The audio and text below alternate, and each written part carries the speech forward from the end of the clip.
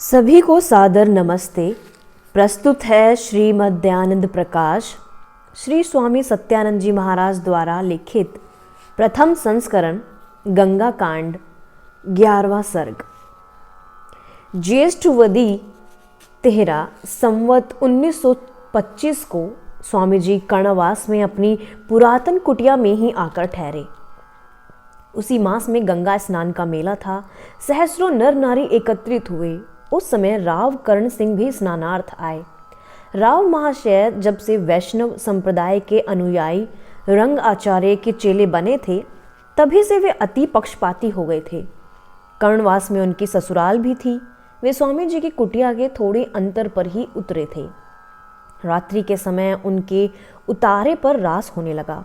कुछ पंडित लोग स्वामी जी को भी बुलाने आए, परंतु स्वामी जी ने कहा कि हम ऐसे निंदनीय कार्य में कदापि सम्मिलित नहीं हो सकते। तुम लोग जो अपने पुरुषों के स्वांग बनाकर देखते हो, यदि अति लज्जास्पद शोक कई वार्ता है। स्वांग भरना मनुस्मृति में दोष वर्णन किया है। अगले दिन पंडित लोगों ने स्वामी जी के कथनों को अपनी टीका टिप्पणी सहित दुहार कर राव महाशय को बहुत भड़काया। वे भी उत्तेजित होकर पंडितों और अपने नौकरों को साथ ले स्वामी जी की कुटिया पर चढ़ आए। साय समय था। महाराज उपदेश कर रहे थे। श्रोतागण एकाग्रचित उपदेशामृत पान करने में निमग्न थे। ऐसे समय में खटखट करती हुई राव महाशय की सेना आ पहुंची। स्वामी जी महाराज ने आइए बैठिए इत्यादि शब्दों से उनका सत्कार किया, परंतु राव महाशय अपनी ग्रीवा की ऐठन किंचित भी न्यून न करके बोले, कहाँ बैठें? स्वामी जी भी उनके अहंकार के पारे की चढ़ी मात्रा को ताड़ गए, इसलिए उत्तर में बोले, जहाँ इच्छा हो बैठ जाइए। राव महाशय बोले, जहाँ तुम बैठे हो वहीं बैठेंगे। स्वामी जी ने शीतल पाटी हटा ली और कहा, आइए यहीं बैठिए। आप हमारे यहाँ रास में क्यों नहीं आए? सन्यासी होकर ऐसा करना अत्यंत बुरा कर्म है। हमारे स्थान पर जब रास लीला होती है तो सभी पंडित सन्यासी सम्मिलित होते हैं। आपके सम्मुख आपके पूज्य पुरुषों के रूप भरकर मलिन मनुष्य आते हैं, नाचते हैं और आप लोग बैठे बैठे देखा करते हैं। उस समय आप लोगों को लज्जा नहीं आती? आश्चर्य है, आप कैसे क्षत्रिय हैं? किसी साधारण पुरुष के माता पिता परिजन का स्वरूप भरकर कोई नचावे तो उसे कितना बुरा लगता है, परंतु आप कुलीन लोग अपने मान्य महापुरुषों के स्वांग बनाकर नचाते हैं और प्रसन्न होते हैं। हम तुमसे बातचीत करने आए हैं। हमने सुना है कि तुम अवतारों की और गंगा जी की निंदा करते हो। स्मरण रखो, यदि मेरे सामने निंदा की तो मैं बुरी तरह बर्ताव करूंगा। मैं निंदा नहीं करता हूं, किंतु जो वस्तु जैसी है उसे वैसे ही कहता हूं। गंगा भी जैसी है और जितनी है उसे वैसे ही और उतनी ही वर्णन करता हूं। सत्य के कथन करने में सर्वथा निर्भय हूं। तो फिर गंगा कितनी है? स्वामी जी अपना कमंडल उठाकर बोले, मेरे लिए तो इतना जल उपयुक्त है, सो यह इतनी ही है। राव कर्ण सिंह बोला, गंगा गंगेति इत्यादि श्लोकों में नाम कीर्तन दर्शन स्पर्श से पाप नाश कहा है। ये श्लोक साधारण लोगों के कपोल कल्पित हैं। महामात्य सब गप हैं। पाप नाश और मोक्ष प्राप्ति वेदा अनुकूल आचरण से ही होगी, अन्यथा नहीं। स्वामी जी ने पूछा, राव महाशय आपके भाल पर यह रेखा सी क्या है? राव महाशय ने उत्तर में कहा, यह श्री है। जो इस श्री को धारण नहीं करता वह चांडाल है। आप कब से वैष्णव हुए? कुछ बरसों से। क्या आपके पिता भी वैष्णव संप्रदाय में दीक्षित हुए थे? नहीं, वे नहीं हुए। तब तो आप ही के कथा अनुसार आपके पिता और कुछ वर्षों के पूर्व आप भी चांडाल सिद्ध हो गए। इस बात पर राज्य महाशय को क्रोध आ गया और वे तलवार पर हाथ रखकर बोले, मुंह संभाल कर बोलो। उनके साथ ही 10-12 जन भी शस्त्र संध थे, इसलिए टीका में राम भयभीत हो गए। परंतु स्वामी जी ने उसे कहा, डरते क्यों हो? कोई चिंता की बात नहीं, हमने जो कहा है सत्य कहा है। उधर राव महाशय छड़ी से छेड़े हुए नागरिक की भांति कोपावेश में बल खा रहे थे। उनकी आंखों में लहू उतर आया। चेहरा क्रोधन लाल से लाल हो गया। उसने स्वामी जी पर कुवचन वर्षा की झड़ी सी लगा दी, परंतु स्वामी जी हंसते हुए कहने लगे, राव महाशय, यदि शास्त्रार्थ करना अभिष्ट है तो वृंदावन से रंगाचार्य को मंगाइए। उसमें जो हार जाए वह दूसरे के सिद्धांतों को स्वीकार करे। यह प्रतिज्ञा हो जानी चाहिए। राव महाशय ने कोप से कड़क कर कहा कि तुम रंगाचार्य से क्या वाद विवाद कर सकते हो?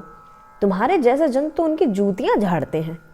इत्यादि बातों के साथ राव महाशय गाली भी प्रदान करते जाते थे और बाएं हाथ से थामे हुए खड़ग कोश की मुट्ठी पर बार बार दाहिना हाथ रखते थे। इस पर स्वामी जी ने हंसते हुए कहा कि राव महाशय, खड़ग को बार बार क्यों संचालन करते हो? शास्त्रार्थ करना हो तो अपने गुरुजी को यहाँ ले आइए। हम कटिबद्ध हैं, परंतु यदि आपको शास्त्रार्थ करने का चाव है तो सन्यासी से क्यों टकराते हो? जयपुर जोधपुर से जा भिड़ो। फिर क्या था, राव महाशय आपे से बाहर हो गए। उनकी आंखों से चिंगारियां छूटने लगीं, हाथों की मुट्ठियां ऐंठ गईं, होठ फड़क उठे। भीषण रूप धारण करके वे उचिता अनुचिता का कोई विचार किए बिना मुख से खरी खोटी बातें सुनाते खड़ग सहित स्वामी जी की ओर लपके।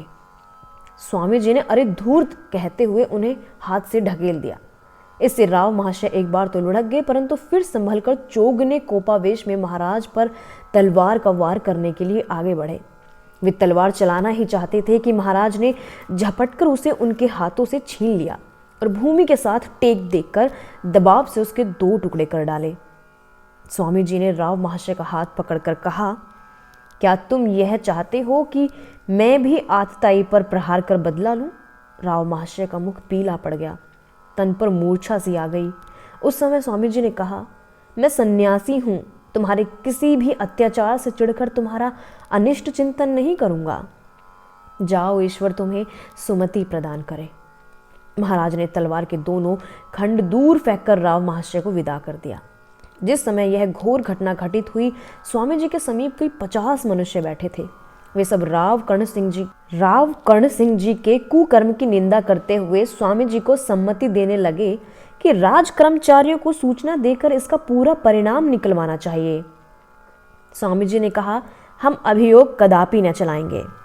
हमारा धर्म तो संतोष करना है। यदि वह अपने क्षत्रित्व का पालन नहीं कर सकता तो हम अपने ब्राह्मणत्व से क्यों गिरे? जो धर्म का हनन करता है, अंत को उसका अपना हनन हो जाता है। इस पर स्वामी जी ने मनु का यह श्लोक सुनाकर लोगों को शांत किया। धर्म एव हतो हन्ति, धर्मो रक्षति रक्षित है, तस्माद् धर्मो न हन्तव्यो, मानो धर्मो हतवधीत। वहाँ अनेक पंडितों और स्वामी विशुद्धानंद, कृष्णानंद आदि सन्यासियों से धर्म मीमांसा होती रही और कार्तिकत महाराज ने वहीं निवास किया। स्वामी जी सरों में पधार कर अम्बागढ़ में विराजमान हुए। श्रद्धालुगण और वादीगण प्रत्येक समय आते रहते थे। पंडित अंगद उस समय न्याय और व्याकरण में तुलनातीत विद्वान समझा जाता था। कोई भी विद्वान उसके साथ शास्त्रार्थ करने का साहस न करता था। वह पहल विरजानंद जी से कौमुदी पढ़ता था। रामनारायण पंडित तो स्वामी जी के विचारों को उनके पिछले आगमन में मान चुका था। अंगदास शास्त्री के पास गया और कहने लगा कि स्वामी दयानंद जी के तेज से सभी पंडित अभिभूत हो रहे हैं। अब आप चलिए और उनसे शास्त्रार्थ कीजिए। सांप्रदायिक धर्म की नौका को गंगा में निमज्जित होता देख अंगद जी स्वामी जी के निकट आकर मूर्ति पूजा सिद्ध करने में प्रवृत्त हुए। स्वामी जी ने शास्त्रीय प्रमाणों की प्रबलता से उसके पक्ष का खंडन करके भागवतादि की भी तीव्र आलोचना की। स्वामी जी ने भागवत की कविता पर भी ऐसे आक्षेप किए कि जिन्हें अंगद जी ने भी अंगीकार कर लिया। शास्त्री जी ने कुछ देर तो अपने पक्ष के पोषण में बहुत हाथ पैर मारे, परंतु अंत में स्वामी जी की शुद्ध सरल धारा प्रभास संस्कृत वक्त्रार्थ से, ओजस्विनी कथन शैली से, अकाट्य युक्तियों से, प्रभूत पुष्ट प्रमाणों से, समायोचित तत्कालिक उत्तर प्रत्युत्तर प्रदान से और अप्रितम प्रतिभा प्रभाव से वे ऐसे चकित हुए, ऐसे विमोहित हुए कि मुक्त कंठ से कह उठे, स्वामी जी महाराज, आप जो कुछ कह रहे हैं वह सब सत्य है। अब पुराण पोल अधिक सुनने की आवश्यकता नहीं रही। शास्त्री जी ने तत्काल अपनी कंठी तोड़ दी, शालिग्राम गंगागत कर दिए और आगे के लिए भागवत कथा कहने का परित्याग कर दिया। उनके संबंधियों भी उनका अनुगमन करते हुए अपनी मूर्तियां जलमग्न कर दी। उस समय गुसाई बलदेव गिरि जी को भी आवेश आ गया। उन्होंने अपनी प्रतिमाएं गंगा के बहाव में विदा कर दी। अंगद शास्त्री जी उस समय पंडित मंडल में संस्कृत विद्या का सूर्य माने जाते थे। उनकी सर्वत्र धाक थी। बड़े बड़े धुरंधर विद्वान भी उनके समक्ष आते हुए दूर ही से पक्ष परिवर्तन करके निकाल जाते थे। जब वही विद्या दिग्गज परास्त हो गए, उन्होंने हार मान ली, तो स्वामी जी महाराज की विजय वैजयंती अनिवार्य रूप से फहराने लगी। उनकी निर्दोष कीर्ति चंद्रिका सर्वत्र विस्तृत हो गई। सुगुण सुमनों की सुगंधी वायु वेग से दशों दिशाओं में संचरित हो गई। रंगाचार्य प्रत्येक वर्ष सोरों आदि स्थानों में आया करता था, लोगों को दीक्षा देता था, चंक्रांकित करता था, परंतु अंगद जी के पराजय का उस पर इतना प्रभाव पड़ा कि उसके सैकड़ों शिष्यों ने कंठियां तोड़ डाली, प्रतिमाएं बहा दी। पर जैसे केसर की गुहा के समीप जाने से हस्ती भयभीत होता है, ऐसे रंगाचार्य भी श्री दयानंद जी के आतंक से कंपित था। इसलिए उस ओर जाने का उसने नाम तक न लिया। सोरों में इतना धर्म प्रचार हुआ कि ब्राह्मण आदि कुलों के सैकड़ों लोग कंठियां त्याग कर, मूर्तियां छोड़कर भागवत कथा के स्थान महाभारत और मनुस्मृति सुनने लग गए। चौथे रामदयाल वैद्य स्वामी जी के दर्शनार्थ वहां आए। उस समय महाराज संध्या और गायत्री का वर्णन कर रहे थे। और तो और ब्राह्मण कुलों की यह अवस्था थी कि सहस्रों ब्राह्मण वंशीय यज्ञोपवीत विहीन संध्या गायत्री से शून्य थे। वैद्य जी स्वामी जी के मनोहर भाषण से प्रसन्न हुए। स्वामी जी ने उन्हें संध्या लिखकर बांटने की प्रेरणा की। स्वामी जी के कथनों को प्रभाव से गंगा के आसपास के सहस्रों लोग नित्य कर्म में परायण हो गए। बदरिया निवासी अंगद शास्त्री, जिन्होंने स्वामी जी के समीप अपना पराजय स्वीकार कर सब पाखंड जाल तोड़ डाला था, एक अच्छे कवि भी थे। कैलाश पर्वत जी की प्रेरणा से उन्होंने वराह स्तुति के 100 श्लोक रचे थे। जब वे स्वामी जी के शिष्य बन गए तो उन्होंने स्वामी जी के कार्य के अनुकूल बहुत से श्लोक निर्माण किए। पंडित जगन्नाथ बांस बरेली वाले ने स्वामी जी के निकट आने का तो साहस न किया, परंतु इतिहास पुराणी धर्मशास्त्राणि श्रावेत यह मनुवाक्य लिख भेजे। स्वामी जी ने उत्तर में लिखा कि यहाँ पुराण से तात्पर्य पुरातन से है, न कि भागवत आदि से। वैद्य रामदयाल जी ने स्वामी जी से कहा कि ग्वालियर राज्य का रहने वाला एक ब्राह्मण हमें कचुरा में मिला था। वह कहता था कि मेरे पास कालिदास रचित संजीवनी नामक एक पुस्तक है। उसमें कालिदास ने अपने समय में महाभारत के 11 सहस्रों श्लोकों और 10 पुराणों की विद्यमानता प्रकट की है। बंग प्रांतांतर्गत मकसूदाबाद परगणे के शक्तिपुर नाम के ग्राम के निवासी बोपदेव और जयदेव 2 भाइयों ने भागवत पुराण की रचना की थी। श्रीधर तलकी भी इसे बोपदेव निर्मित बताता है। स्वामी जी ने उस पुस्तक को लेने की रुचि प्रकट की, परंतु रामदयाल जी यत्न करने पर भी उसे ले न सके। पीलीभीत निवासी एक पंडित अंगद भी सोरों में आया था। वह भूतल पर अपने समान किसी को न समझता था। जब वह स्वामी जी के साथ शास्त्रार्थ करने के लिए उत्सुक हुआ तो महाराज ने अपने शिष्य बदरिया के अंगद शास्त्री को आज्ञा दी। पीलीभीत का पंडित स्वामी जी के शिष्य ही से परास्त होकर पलायन कर गया। स्वामी जी महाराज को यदि कभी लहर आ जाती तो झूठे के घर तक पहुंच जाते और अंत में उसके पैर निकालकर ही पीछे हटते। चिद्वानानंद नामक एक सन्यासी मूर्ति पूजा सिद्ध करने के लिए सोरों में आ गए। स्वामी जी ने उनको शास्त्रार्थ संबंधी निमंत्रण पत्र में लिखा था कि सत्य का निर्णय करने के लिए कहो तो मैं आपके स्थान पर आने के लिए उद्यत हूँ, नहीं तो आप मेरे आसन पर पधारिए। परंतु उन तिलों में तेल न था। वह दूर ही से बातें बनाता रहा, न आप सामने आया और न स्वामी जी को ही आहूत किया। एक दिन 4 घड़ी दिन रहे वह गंगा की ओर निकला। पता लगने पर श्री स्वामी जी भी उसके पीछे हो लिए। अंत में पौन कोस के अंतर पर उसे पकड़ ही लिया। वहीं दोनों बैठ गए। श्री स्वामी जी ने कहा कि चिद्वानानंद जी, आप प्रतिमा पूजन सिद्ध करते हो, भला उसकी पुष्टि में कोई मंत्र प्रमाण तो दो।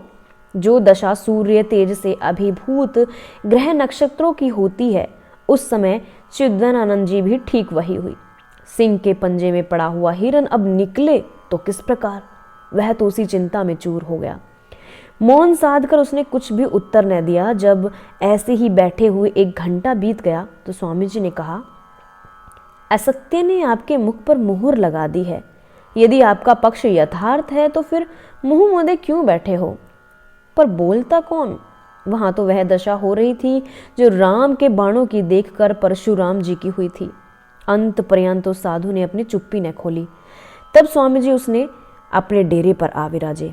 कैलाश पर्वत जी को भी शास्त्रार्थ करने के लिए उत्तेजना दी गई, परंतु वे 2 कारणों से स्वामी जी के अभिमुख न हुए। एक तो स्वामी जी की विद्वता से भली भांति परिचित थे, दूसरे स्वामी जी के कार्यों के साथ गुप्त सहानुभूति भी रखते थे। उनके वराह के मंदिर से बड़ी भारी आय थी। राजा महाराजाओं में प्रतिष्ठा का भी कोई पार न था। इस कारण यही नहीं कि प्रकट रूप से अनुमोदन न करके वे स्वामी जी के कार्यों की सहायक ही न बनते थे, प्रत्युक लोक मनोरंजन के लिए उन्होंने स्वामी जी के विरुद्ध एक पुस्तक भी प्रकाशित की थी।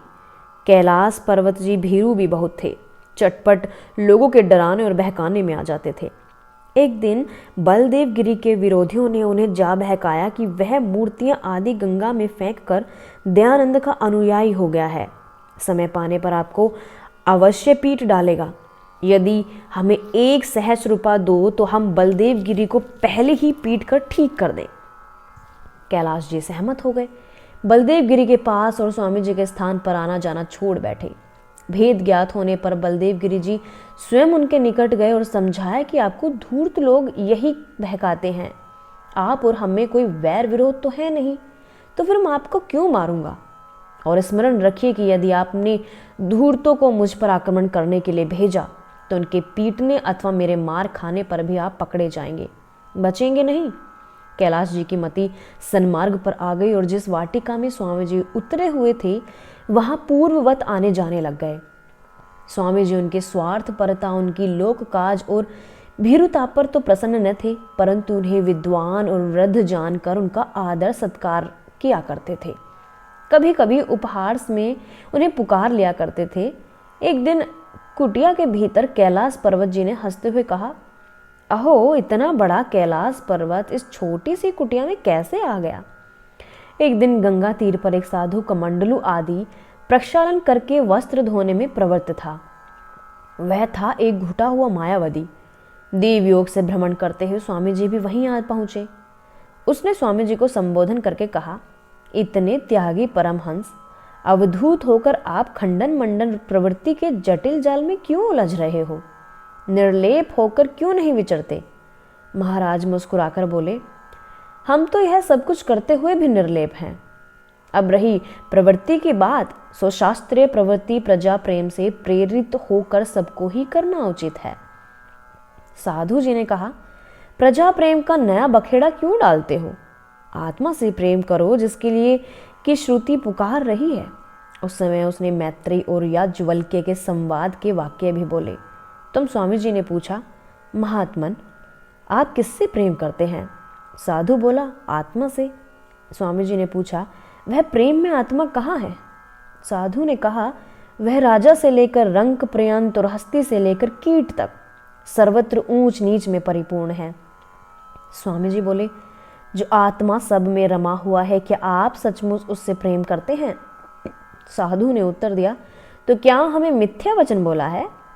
तत्पश्चात स्वामी जी ने गंभीरतापूर्वक कहा, नहीं, आप उस महान आत्मा से प्रेम नहीं करते। आपको अपनी भिक्षा की चिंता है, अपने वस्त्र उज्जवल बनाने का ध्यान है, अपने भरण पोषण का विचार है। क्या आपने कभी उन बंधुओं को भी चिंतन किया है जो आपके देश में लाखों की संख्या में भूखी चिता पर पड़े हुए रात दिन 12 महीने भीतर ही भीतर जलकर राख हो रहे हैं? सहस्रों मनुष्य आपके देश में ऐसे हैं जिन्हें आजीवन उदर भरकर खाने को अन्न नहीं जुड़ता। उनके तन पर सड़े गले मैले कुचले चीथड़े लिपटे रहे हैं। लाखों निर्धन दीन ग्रामीण भेड़ों और भैंसों की भांति गंदे कीचड़ कूड़े के ढेर से घिरे हुए हैं। सड़े गले झोपड़ियों में लेटते हुए जीवन के दिन काट रहे हैं। ऐसे कितने ही दीन दुखिया भारतवासी हैं जिनके सार संभार कोई भूले भटके भी नहीं लेता। बहुतेरे कुछ समय में राजमार्ग के पड़े पड़े पांव पीट कर मर जाते हैं। परंतु उनकी बात तक पूछने वाला कोई नहीं। महात्मन, यदि आत्मा से और विराट आत्मा से प्रेम करना है तो अपने अंगों की भांति सबको अपनाना होगा। अपनी शुदा निवृत्ति की तरह उनकी भी चिंता करनी पड़ेगी। सच्चा परमात्मा प्रेमी किसी से घृणा नहीं करता, वह ऊंच नीच की भेदभावनाओं को त्याग देता है। उतने ही पुरुषार्थ से दूसरों के दुख निवारण करता है, कष्ट क्लेश काटता है जितने से वह अपने करता है। ऐसे ज्ञानी जन ही वास्तव में आत्म प्रेमी कहलाने के अधिकारी हैं। यह साधु यह सुनकर स्वामी जी के चरणों में गिर पड़ा। उसने अपराध को क्षमा करने लगा। 12वां सर्ग। कासगंज के बहुत से भद्रजन स्वामी जी को अपने नगर में लिवा ले जाने के लिए आए। स्वामी जी ने कहा कि अभी तो मैं गंगा के तीर पर प्रचार कर रहा हूँ, इससे दूर जाना नहीं चाहता, परंतु यदि पाठशाला स्थापित करने का कोई प्रबंध हो तो जा सकता हूँ। कासगंज के सभ्यों ने स्वनगर में आकर इस बात पर पूर्ण रीति से विचार किया और पाठशाला की योजना करने के लिए समुद्यत हो गए। तत्पश्चात पंडित सुखानंद जी आदि 100 के लगभग भद्रजन सोरों में स्वामी जी की सेवा में उपस्थित हुए और अपना प्रयत्न निवेदन करके स्वामी जी को बलदेव गिरी जी की बग्घी में ले आए। नगर के समीप पहुंचकर गाड़ी ठहरा ली गई। जब नगरवासी बड़ी भारी संख्या में स्वामी जी के स्वागत के लिए वहां पहुंच गए तो महाराज का नगर में शुभागमन अति समारोह के साथ कराया गया। परमहंस राज को आगे नगर के नगर निवासी बड़े भक्ति भाव से पीछे धीरे धीरे चलते थे। सोरो द्वार से प्रवेश करते बाजार में से होते हुए नगर की दूसरी ओर से निकल पंडित मुकुंद राम के उद्यान में जा पहुंचे। वहीं स्वामी जी का निवास कराया गया। उस नगर के सज्जनों ने परस्पर मिलकर चंदा किया और स्वामी जी के हाथ से पाठशाला स्थापित करा दी। यहाँ स्वामी जी ज्येष्ठ 1925 में पधारे थे। वहां से चले जाने पर भी सोरो और कर्णवास आदि स्थानों से कभी कभी आकर पाठशाला को देख जाया करते थे। कासगंज वासियों ने कुंवारवदी 13 संवत 1925 को स्वामी विरजानंद जी महाराज के देहांत हो जाने का जब समाचार सुना तो वे इसकी सूचना देने के लिए स्वामी दयानंद जी को ढूंढने लगे। सोरों में उनका पता आने लगा। ज्ञात होने पर पंडित चैन सिंह जैन आदि 3 भद्र पुरुष बाजार में पहुंचे। नमस्कार के अनंतर उन्होंने श्री स्वामी जी को महात्मा विरजानंद जी की मृत्यु का समाचार सुनाया। वज्रपात से मूर्छित लता के कोमल पुष्पों की भांति स्वामी जी का मुखमंडल तत्काल कुम्हला गया। कुछ देर तक सन्न से चुप रहकर कहने लगे, आज व्याकरण का सूर्य अस्त हो गया है। जिस महापुरुष ने स्वाभाविक स्नेह रस से रसने हुए अपने सगे संबंधियों को, इष्ट मित्रों को और संपत्तिशाली घर बार को त्यागते हुए कुछ भी चिंता न की थी, ज्ञान गुरु का मरण समाचार सुनकर उस दिन उसके भी चित्र चंद्रमा पर शोक राहु की छाया पड़ी। वास्तव में आदर्श गुरु शिष्य का संबंध एक अलौकिक संबंध है। उन दिनों में स्वामी जी सचमुच वही अवस्था थी जो एक आन बान वाले महावीर सैनिक के संग्राम स्थल में हुआ करती है। भेद केवल इतना ही था कि महाराज सब मत मंत्रांतरों से अकेले संग्राम कर रहे थे। उनको धराधाम से उठा देने के लिए स्थान स्थान पर क्षुद्र जन नाना भांति के षड्यंत्र रचते थे, परंतु वे अपनी धारणा पर अटल थे। शाहबाजपुर में 2 बैरागी बाबे ठाकुर गंगा सिंह जी के पास जाकर कहने लगे कि हम इस गप्पाष्टक दयानंद को तलवार के घाट उतारना चाहते हैं, इसलिए आप हमें अपना खड़ग दीजिए। ठाकुर महाशय उन साधु वेश विडंबों की वार्ता सुनकर कहने लगे कि मैंने उन महात्मा जी के श्रीमुख वाक्य श्रवण किए हैं, वे एक उत्तम संत हैं। यदि तुमने फिर ऐसे शब्द कहे तो तुम्हारी दुर्गति की जाएगी। जाओ, मेरे स्थान से निकलकर दूर हो जाओ। इसके अनंतर वह ठाकुर महाशय 2-4 मनुष्य साथ ले शस्त्र सनद्ध हो स्वामी जी के निकट आया। उसने वैरागियों की सारी दुष्ट लीला कह सुनाई। स्वामी जी ने कहा कि उनका क्या सामर्थ्य है कि मेरा वध कर सके, परंतु ठाकुर महाशय के चित्त में चिंता वैसी ही बनी रही, इसलिए वह रात भर स्वामी जी के आसन पर पहरा देता हुआ जागता रहा। संवत 1925 आश्विन सुदी 11 से 15 तक काकोड़े में मेला था। उस मेले पर प्रचार करने के लिए श्री स्वामी जी पधारे। महाराज को ढूंढते हुए भक्त बलदेव गिरी जी भी अन्य सज्जनों सहित वहां आ गए। स्वामी जी के निवास अर्थ सोरो की लोगों की एक पर्ण कुटिया बना दी थी, परंतु बलदेव गिरी जी को महाराज का उसमें निवास शोभाजनक न प्रतीत हुआ। उन्होंने आते ही एक कनात लगवा दी और उसमें उचित स्थान पर गद्दी लगाकर उस पर महाराज को बिठाया। सारे मेले में महाराज के प्रचार की धूम थी। सैकड़ों वैष्णव आते रहे और शांत तथा मौन होकर लौट जाते थे। पादरियों और मौलवियों भी प्रश्न किया, परंतु स्वामी जी के प्रखर तर्क आतपकों के देर तक सहार न सके। पंडित उमादत्त जी ने कई पंडितों सहित आकर मूर्ति पूजन पर वाद विवाद चलाया, परंतु अल्प समय में ही वे लड़खड़ा गए। जब कहीं पांव न टिका तो कहने लगे कि देखो, एकलव्य ने द्रोणाचार्य की मूर्ति बनाकर पूजा की थी। स्वामी जी ने कहा कि एक अज्ञानी भील का कर्म प्रमाण नहीं हो सकता, किसी सभ्य मनुष्य का प्रमाण दो। जब उसने दुर्योधन का उदाहरण दिया, जिस पर स्वामी जी ने कहा, महामूढ़ दुर्योधन का कथन कर्म भी धर्म में अमान्य है।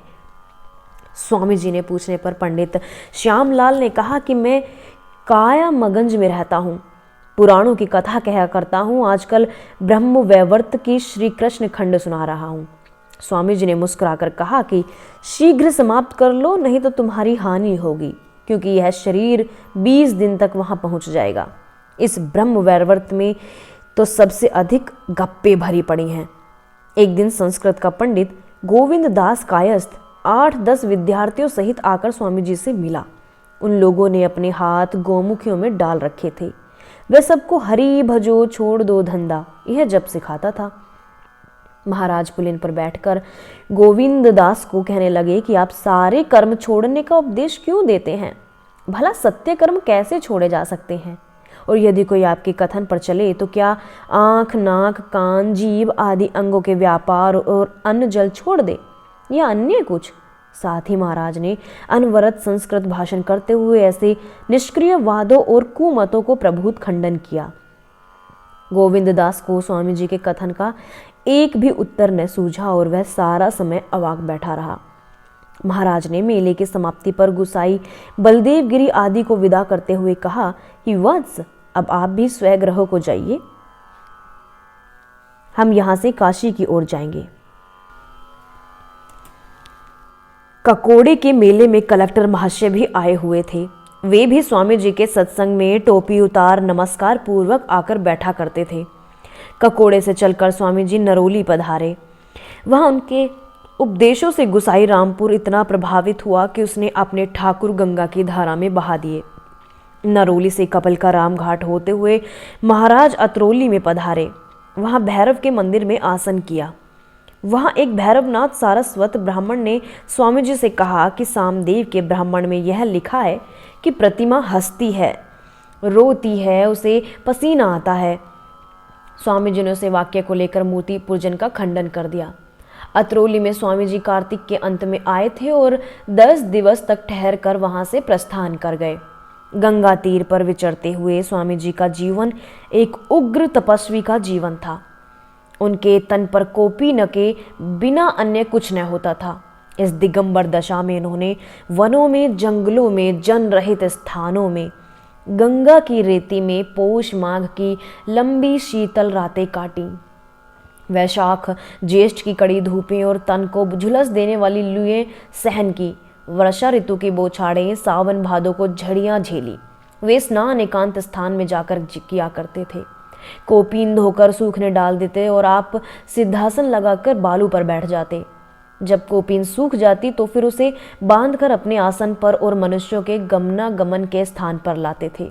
योगीराज का रात्रि का समय प्रायः तुर्यावस्था में बीता करता। कई परीक्षजन आदि अधिक रात तीसरे पहर उन्हें देखने गए, परंतु महाराज को ध्यान अवस्थित ही पाया। वे प्रायः मांगने नहीं जाते थे, इसलिए रूखा सूखा जैसा भी अन्न कोई पहले लाकर दे देता, श्री महाराज वही पा लेते थे। उन्होंने किसी की दी मधुकड़ी का दोष कभी भी प्रदर्शित नहीं किया। भोजन संबंधी व्यंजन आदि की न्यूनाधिकाती चर्चा कभी नहीं चलाई। उनके सत्संग में लोक निंदा, व्यक्तिगत कथा, परदोष वर्णन, जनवाद, भोजनवाद कुछ भी नहीं होता था। श्री चरणों में आकर सभी लोग धर्म कर्म पर ही वार्तालाप किया करते थे। श्री महाराज अपने आगमन का समाचार किसी को नहीं देते थे। प्राय अचानक ही आ पहुँचते थे। स्थान स्थान पर उनके शिष्य थे और अति प्रेमी शिष्य थे, परंतु प्रभु दयानंद प्रस्थान समय ऐसे चुपचाप चले जाते थे कि किसी को पता तक न लगता था। जो कुछ भी वस्तु किसी की उनकी कुटी में पड़ी होती, वह उसे किसी को बिना सौंपे ही चल देते। उनके इस निर्मोह और निष्प्रहा की सर्वत्र प्रशंसा होती थी। महाराज से बड़े बड़े ठाकुरों ने संपन्न और समर्थ लोगों में यज्ञोपवीत धारण किए थे। वे लोग श्री गुरु चरणों में अत्यंत श्रद्धा, अतिशय भक्ति भाव रखते थे।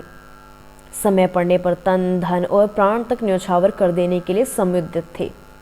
परंतु महाराज ऐसा वीतराग थे, ऐसे समदृष्टि थे, ऐसे साम्यवादी थे कि उनकी एक रस वर्षिणी कृपा कर पक्षपात का कटाक्ष कभी किसी विरोधी ने भी नहीं किया।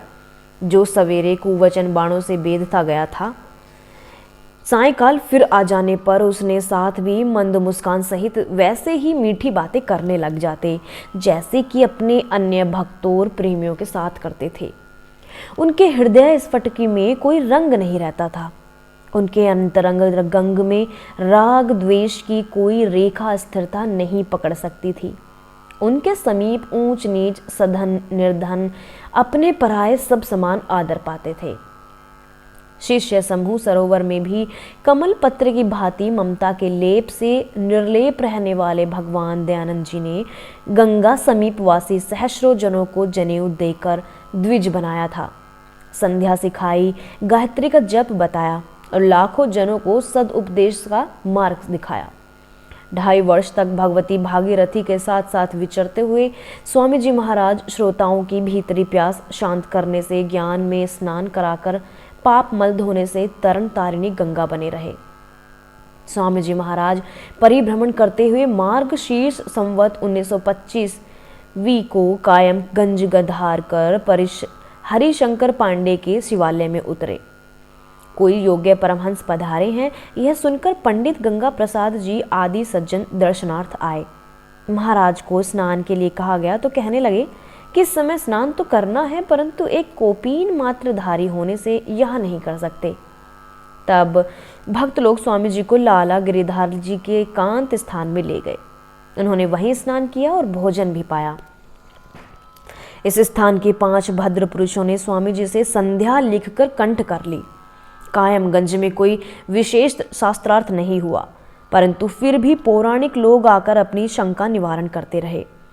मुर्शिदाबाद के 10-15 मुसलमानों ने आकर पूछा। उनका उचित उत्तर पाकर वे मौन हो गए। कई ईसाई सज्जन स्वामी जी के डेरे पर आए और इधर उधर ऊंचे स्थानों पर बैठ गए। स्वामी जी ने भक्तों ने इसे बुरा मनाया, परंतु महाराज ने कहा कि एक के केवल ऊंचे स्थान पर बैठ जाने से दूसरा नीचा नहीं हो जाता। यदि उसी में ऊंचाई हो तो पक्षी भी तो सबसे ऊंचे स्थान पर बैठते हैं। पादरियों के पूछने पर स्वामी जी ने कहा कि पाप क्षमा नहीं किया जाता। भागवत, शिवालय और शिव पूजन का भी स्वामी जी ने खंडन किया। एक ने कहा कि सत्यनारायण की कथा के लिए हम लोग 1 रुपये की मनौती मानते हैं तो कार्य सिद्ध हो जाता है, इसे आप कैसे मिथ्या कहेंगे। महाराज ने कहा कि हम 5 रुपये मनौती में दिखाते हैं कि लखपति हो जाएं, तो क्या हो जाएंगे। यहाँ तिलक का भी युक्ति युक्त खंडन किया गया। भोग विलास के जीवन को स्वामी जी ने अति दुखदायी वर्णन करके उसके अनिष्ट के परिणामों के उदाहरण में एक दुर्बल मनुष्य की ओर संकेत किया और संयम के जीवन के दृष्टांत में एक पुष्ट व्यक्ति को दिखाकर कहा कि यह ग्रस्त नियम से रहता है, इसलिए हष्टपुष्ट और बलिष्ठ है। स्वामी जी ने लोगों को संध्या, गायत्री, हवन यज्ञ का बहुत उपदेश दिया, जिससे लोग इन कर्मों को करने में प्रवृत्त भी हो गए। भक्तजन आधी आधी रात तक सत्संग में बैठे उपदेश श्रवण किया करते थे। कायसगंज में श्री महाराज की रसोई बनाने के लिए एक पहाड़ी ब्राह्मण नियत था। लोग उत्तम पदार्थ उसे रसोइयों को दे आते थे स्वामी जी को खिला देना, परंतु वो तो सादा और नियमित भोजन पाते थे। वह सामग्री लोगों को बांट दी जाती थी। महाराज बहुत थोड़ी नींद लिया करते थे। 13वां सर्ग। कायमगंज से प्रस्थान कर श्री स्वामी जी शमशाबाद होते हुए संवत 1925 के पोष मास के आरंभ फर्रुखाबाद पधारे और लाला जगन्नाथ के विश्रांत घाट पर ठहरे। महाराज के वहां पहुंचते ही उनकी कीर्ति वायु वेग से सारे नगर में फैल गई। प्रत्येक श्रेणी के सहस्रों नागर नित्य श्री सत्संग में आते, प्रश्न पूछते, भ्रम मिटाते और संध्या गायत्री सीखते। लोग हित की बातों का भी स्वामी जी उपदेश दिया करते थे। पंडित विशंभर दास जी एक दार्शनिक सिद्धा विद्वान थे। वे स्वामी जी के उपदेशों से मोहित होकर उनके अनुगामी बन गए। स्वामी जी के समझाने की शैली अत्युत्तम थी। वे बातों के चक्र में डालकर वादी के ही मुख से उनकी भूल स्वीकार कर लेते थे। पंडित गंगाराम शास्त्री ने प्रसिद्ध कर दिया कि मैं स्वामी जी से शास्त्रार्थ करके उन्हें परास्त करूंगा। उसने परीक्षा के लिए अपने पुत्र और विद्यार्थी को स्वामी जी के निकट भेजा। जब वे दोनों आए तो स्वामी जी महाराज से दुर्गा प्रसाद जी के पुरोहितों को मनुस्मृति पढ़ा रहे थे। आगंतुक युवकों में से एक ने कहा कि अहंकारी चांडाल होता है। जब स्वामी जी अध्ययन करा चुके तो उस विद्यार्थी से पूछने लगे कि तूने क्या कहा था। उसने वही शब्द फिर दोहरा दिए। स्वामी जी ने कहा कि भद्र, तू तो अभी यह भी नहीं जानता कि अहंकार क्या वस्तु है, परंतु यह तो बताओ कि क्या तुमने ऐसा शब्द कहते हुए अहंकार नहीं किया। युवक ने कहा, महानुभावों को तो कदापि नहीं करना चाहिए। फिर स्वामी जी ने कहा कि तुमने अभी शास्त्र अनुशीलन नहीं किया, तुम्हारा ज्ञान अति संकुचित है, इसलिए तुम महापुरुषों की गतिमति नहीं जान सकते।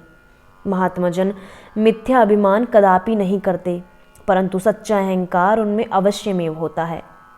अच्छा, मैं तुमसे पूछता हूं कि श्री रामचंद्र जी और श्री कृष्णचंद्र जी महापुरुष थे कि नहीं। इस पर युवक निरुत्तर होकर अपने साथी सहित वहां से चला गया। इसके पश्चात गंगाराम ने भी स्वामी जी के सन्मुख आने का साहस न किया। स्वामी जी ने गंगाराम को गीता का एक श्लोक लिखकर भेजा और कहा कि तुम गीता की कथा कहते हो, यदि इसका ठीक ठीक अर्थ कर दो तो हम इतने में ही अपनी हार मान लेंगे। परंतु उसका थक्कर से कुछ भी न बन पड़ा। एक दिन कायमगंज निवासी पंडित बलदेव प्रसाद और चौबे परमानंद जी स्वामी जी के निकट गए। बलदेव प्रसाद जी ने हाथ जोड़कर पूछा कि यदि राजा आदि क्षत्रिय लोग हिंस जीवों को वध कर दें तो इस कर्म में पाप क्यों नहीं माना जाता। स्वामी जी ने उत्तर दिया कि यदि हिंसक जीवों के मारने पर पाप इसलिए नहीं है कि उनके वध से किसी को कोई हानि नहीं होती। बलदेव प्रसाद ने फिर पूछा कि आपके विचार में पाप क्या है। स्वामी जी ने उत्तर दिया कि इस विषय में मैं पाप हानि को मानता हूँ। तदनंतर यह प्रश्न उठाया गया कि तब तो निकम्मे और वृद्ध मनुष्य के वध में पाप न होना चाहिए। इस पर महाराज ने कहा कि अति वयोवृद्ध और निकम्मे जन के मारने में कृतघ्नता का महादोष है और गाय आदि अत्यंत उपयोगी पशुओं को हनन में भी कृतघ्नता रूप पाप होता है। लाला जगन्नाथ जी ने पूछा कि महाराज, मनुष्य का कर्तव्य क्या समझा जाए। स्वामी जी ने उत्तर दिया कि आदर्श प्राप्ति के लिए कर्तव्य कर्म किया जाता है। मनुष्य के आगे आदर्श प्राप्त परमात्मा की प्राप्ति करना है। इसलिए इसका कर्तव्य है कि जैसे दयालु ईश्वर सब पर दया करता है, वह भी सब पर दया करे। ईश्वर सत्य रूप है, मनुष्य भी सत्यवादी बने। इस प्रकार ईश्वर के गुणों को अपने में धारण करने का अभ्यास करें और अंत में परमेश्वर को उपलब्ध करें। फर्रुखाबाद में कुछ लोग ऐसे हैं जिन्हें वहाँ के रहने वाले साधु कहते हैं। वे सभी काम धंधा करके निर्वाह करते हैं और घर बारी होते हैं। उनके हाथ का बना हुआ भोजन ब्राह्मण वैश्यादि नहीं खाते। एक दिन ऐसा हुआ कि साधु कढ़ी और भात थाल में परसकर बड़ी प्रीति से स्वामी जी के लिए लाया। महाराज ने उसे अन्न को प्रसन्नता से ग्रहण कर लिया, परंतु इस पर ब्राह्मण लोग असंतोष प्रकट करते हुए कहने लगे कि स्वामी जी, आप तो साधु का भोजन पाकर भ्रष्ट हो गए। आपको ऐसा करना कदापि उचित न था। स्वामी जी ने हंसते हुए कहा, अन्न दो प्रकार से दूषित होता है। एक तो तब जब दूसरों को दुख देकर प्राप्त किया जाए, और दूसरे जब कोई मलिन वस्तु उस पर अथवा उसमें पड़ जाए। इन लोगों का अन्न परिश्रम के पैसे का है और पवित्र है, इसलिए इसके ग्रहण करने में दोष का लेश भी नहीं है। फर्रुखाबाद में स्वामी जी ने लोगों को यज्ञोपवीत धारण कराए। एक पंडित ने कहा कि शुक्र अस्त हो रहा है, इसलिए ऐसे समय में यज्ञोपवीत धारण करने का निषेध है। स्वामी जी ने कहा, जिनका शुक्र अस्त हो गया हो वे न कराएं, परंतु हमारा तो अस्त नहीं हुआ है, इसलिए हम अवश्य कराएंगे। लाला जगन्नाथ जी के यज्ञोपवीत पर 11 पंडित प्रतिदिन 1 सहस्र गायत्री जप करने के लिए नियत हुए। यजमान को भी 1 सहस्र गायत्री के जपने का आदेश था। यजमान से उपवास भी कराए गए। यह जपादि कर्म और वृहद हवन सब स्वामी जी के निरीक्षण में उन्होंने डेरे के स्थान में 11 दिन तक होता रहा। यज्ञोपवीत नगर में होना था, इसलिए स्वामी जी ने गायत्री मंत्र एक यजुर्वेदी ब्राह्मण को लिखकर कह दिया कि इसके उपदेश दे देना, परंतु अति विनय करने पर भी आप नगर में न गए।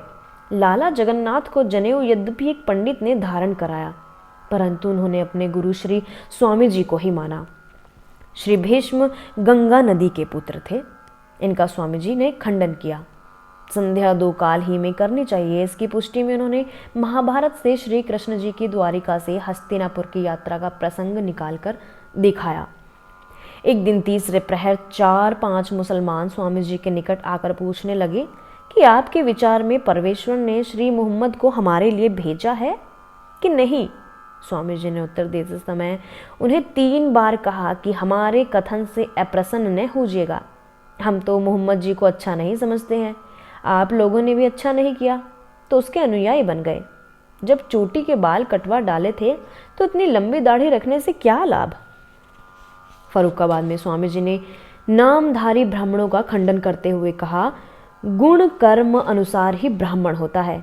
इस पर नगरवासी ब्राह्मण अति शुभ और कुपित हो अपने बचाव की चेष्टा करने लगे। उन्होंने मेरठ से हरिगोपाल शास्त्री को बुलाकर शास्त्रार्थ करने के लिए सुसज्जित किया। शास्त्रार्थ के लिए स्वामी जी का द्वार तो सदा खुला ही रहता था, इसलिए पौराणिक लोगों का एक बड़ा दल वहां पहुंचा। पंडित पीताम्बर दास जी मध्यस्थ नियत हुए। पूर्व पक्ष स्थापन करते हुए हरिगोपाल जी ने कहा, स्वामी जी मूर्ति पूजा तो सब ग्रंथों में मिलती है, तो फिर आप उसका खंडन कैसे करते हैं। स्वामी जी ने उनसे पूछा, बताइए किन आर्ष ग्रंथों में मूर्ति पूजन का विधान है। इस पर शास्त्री जी ने देवताभ्यम चरणम चैव समिदा धानमेव च यह मनुवाक्य कहा और इसका अर्थ करते हुए देवता शब्द से प्रतिमा पूजन बताया। उत्तर में हरिगोपाल जी के पक्ष का खंडन करते हुए स्वामी जी ने व्युत्पत्ति से, युक्तियों से और प्रकरण क्रम से यह सिद्ध कर दिया कि यहाँ मनु महाराज का देवार्चन से तात्पर्य अग्निहोत्र और विद्वानों का आतिथ्य सत्कार है। शास्त्री जी इसके पश्चात थोड़े समय तक तो इधर उधर की बातें बनाकर सिर पड़ा संकट डालते रहे, परंतु अंत में भाग जाने के बिना उन्हें बचाव का कोई अन्य मार्ग दिखाई न दिया।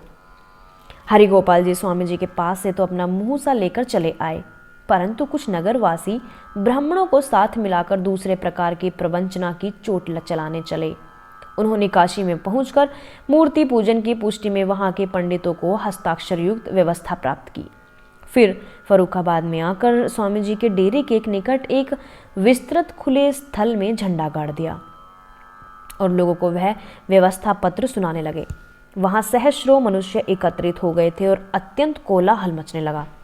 स्वामी जी के समीप भी मनुष्य पर मनुष्य भेजा जाता था कि खुले स्थान में आओ और शास्त्रार्थ करो, परंतु स्वामी जी उनकी कपट कौशल को भली भांति जानते थे, इसलिए उन्होंने निरे उधम मचाने वालों के मंडल में जाना उचित न समझा और बार बार यही कहला भेजते रहे कि नीचे खड़े गड़बड़ क्यों कर रहे हो, शास्त्रार्थ करना चाहते हो तो ऊपर हमारे यहाँ क्यों नहीं चले आते।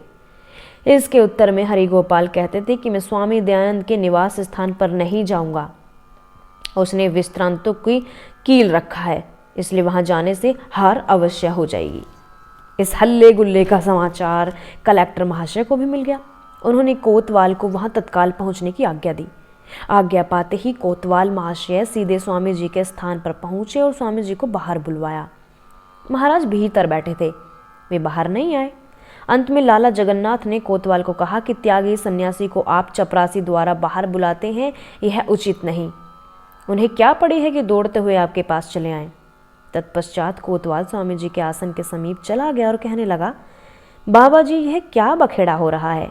स्वामी जी ने उत्तर दिया, हम तो अपने स्थान पर बैठे हुए हैं, न किसी को कोई कटु वचन कहते हैं और न किसी से झगड़ते हैं। यहाँ तक कि लोग कुवचन भी कहते हैं तो भी मौन और शांत रहते हैं। आप राज कर्मचारी हैं, आपका कर्तव्य है कि उनसे जाकर पूछें जो सचमुच बखेड़ा कर रहे हैं।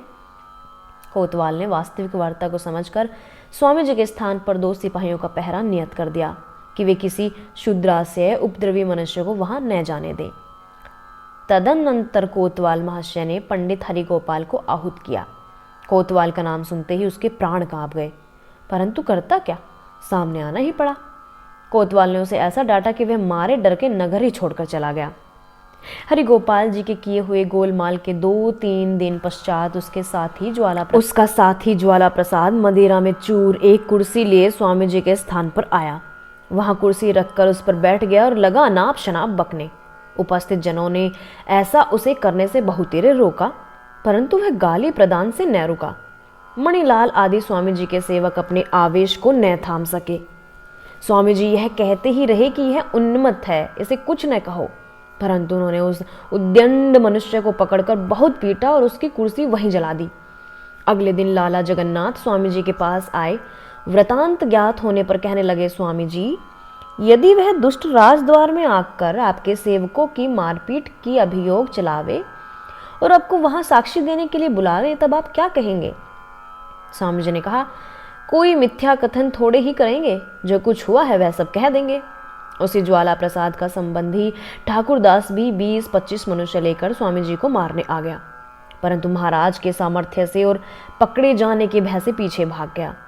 दुष्ट जनों को आक्रमण का वृतांत सुनाकर लाला जगन्नाथ जी कुछ मनुष्यों सहित तुरंत विश्रांत में पहुंच गए, परंतु उनके आने से पूर्व ही उपद्रवी लोग वहां से चले गए थे।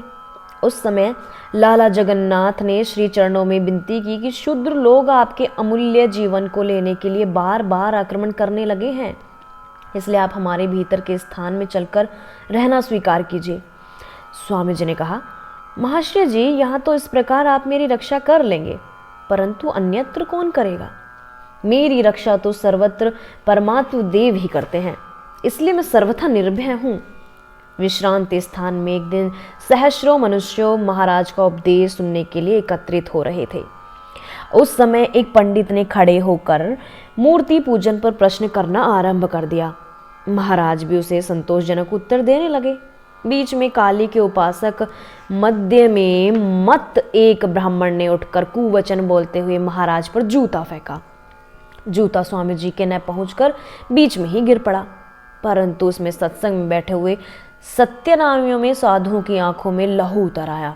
उन्होंने तुरंत ही उस नर आधमक को पकड़ लिया और लगे पीटने। उसको पीटते देख स्वामी जी को अति अनुकंपा आ गई। महाराज ने साधुओं को समझाया, इसकी चेष्टा से हमें कोई दुख नहीं हुआ, और यदि जूता लग भी जाता तो भी कौन सा रामबाण था। इसने जो कुछ किया है अज्ञान में और सुराई के वशीभूत होकर किया है, इसलिए इस पर दया करो, इसे छोड़ दो। तब साधुओं ने उसे छोड़ दिया।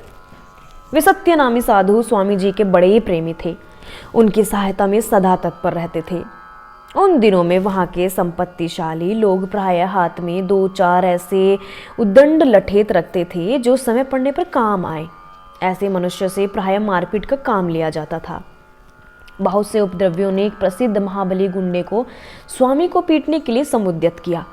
उसने पुष्कल द्रव्य लेकर उनको वचन दिया कि मैं लाठियों से दयानंद की ऐसी गत बनाऊंगा कि यदि किसी प्रकार वह जीता भी बच गया तो शास्त्रार्थ करने के योग्य तो कदापि न रहेगा। एक दिन वह उद्दंड व्यक्ति समय ताककर स्वामी स्थान में प्रविष्ट हुआ। स्वामी जी ने भी देखा कि सामने से एक हट्टा कट्टा बलवान व्यक्ति एक मोटा लठ उठाए झूमता हुआ सीधा चला आता है। समीप आकर उस उद्दंड मनुष्य ने कहा कि बाबा, क्या तुम मूर्ति को ईश्वर नहीं मानते हो? स्वामी जी ने गंभीरता से उत्तर दिया कि भद्र, तुम जानते हो कि ईश्वर का स्वरूप क्या है? वह बोला कि हाँ, मैं जानता हूं। स्वामी जी ने कहा, फिर बताइए तो। वह बोला कि ईश्वर सच्चिदानंद सर्वशक्तिमान है, भक्त वत्सल दयालु देव हैं और सर्वत्र परिपूर्ण हैं। तब स्वामी जी ने किंचित हंसकर कहा कि ईश्वर के जो गुण तुमने कथन किए हैं वे सब सत्य हैं। तुम्हारी इस समझ की मैं प्रशंसा करता हूँ, परंतु अब तुम ही इन वर्णित ईश्वरीय गुणों को मंदिर की मूर्तियों के गुणों के साथ मिलाओ। यदि वे मिल गए तो मैं तुम्हारा साथी बन जाऊंगा, और यदि न मिले तो तुम्हें भी वही मानना चाहिए जिसके साक्षी तुम्हारा आत्मा देता है। समझाने के इस ढंग से उसका चित्त पिघल गया और वह लठ को फेंक कर श्री चरण शरण में पड़ गया। उस दिन से उसकी काया पलट गई। वह सारे बुरे कर्मों को त्याग कर धीरे धीरे साधु स्वभाव और सदाचारी बन गया। पंडित हरिगोपाल के परास्त हो जाने से कुछ पौराणिक भक्त लज्जित से थे, इसलिए लाला प्रेमदास आजा ने हलधर ओझा को कानपुर से मंगवाया। उसके आने पर प्रसिद्ध किया गया कि कोई पण लगाए तो शास्त्रार्थ हो जाए। यह बात लाला जगन्नाथ तक भी पहुंच गई। उन्होंने झटपट 2.5 सहस्र रुपये एक ब्राह्मण के हाथ लाला देवदास के पास भिजवाकर कहलवाया कि इतने ही रुपये आप अपने पास से डालकर किसी सेठ के पास रख दीजिए। शास्त्रार्थ में यदि स्वामी जी विजयी हुए तो मैं रुपये में ले लूँगा, और यदि हलधर की विजय हुई तो आप ले लीजिएगा। देवदास ने रुपये पीछे लौटा दिए कि पंडित हलधर मैथिली कानपुर में आए हुए थे। हमने उन्हें वहाँ इसलिए बुलाया है कि स्वामी जी के स्थान पर ले जाकर बातचीत कराएंगे। शेष भाग अगली ऑडियो में।